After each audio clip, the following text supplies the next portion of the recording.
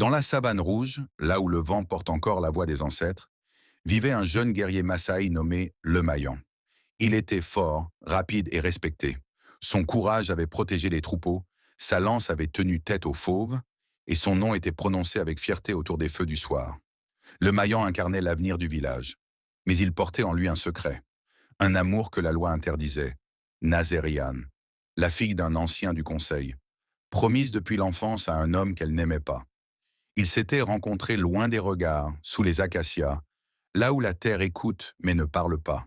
Leur amour était silencieux, fragile, mais vrai. Chaque regard était un risque, chaque rencontre un défi aux traditions. Un soir, le tambour sacré résonna. Le son fendit le village comme un avertissement. Le conseil des anciens était réuni. Le Maillan fut appelé au centre du cercle. Les regards qui autrefois l'admiraient étaient devenus durs. Nasseriane à l'écart tremblait. Elle voulait parler, crier la vérité, mais sa voix n'avait aucun poids face aux lois des ancêtres. L'accusation tomba. Le Maillan était coupable d'avoir aimé, coupable d'avoir défié l'ordre établi, coupable d'avoir choisi son cœur plutôt que la tradition. Le silence était lourd. Puis le chef se leva, tenant le bâton sacré. D'une voix froide, il prononça la sentence. À cet instant, on lui retira son collier de guerrier.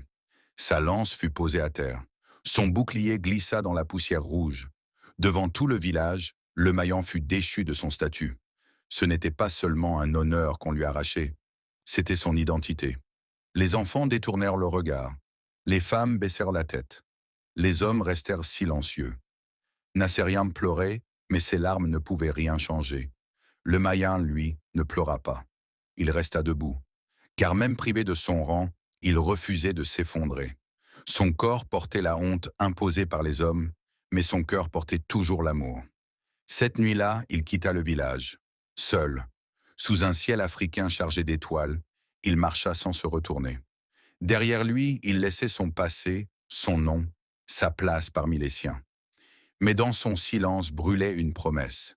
On peut dépouiller un homme de son titre, on peut briser son honneur aux yeux des autres, mais on ne peut jamais tuer l'amour qui l'a rendu courageux. Et ainsi naquit la légende du guerrier déchu.